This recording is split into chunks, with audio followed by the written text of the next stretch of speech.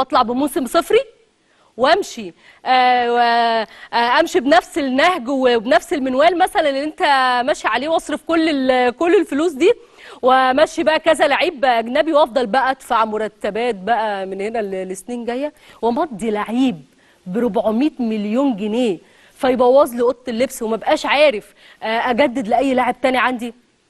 هي دي الاسس الاداريه الناجحه بالنسبه لك؟ انت شايفها كده؟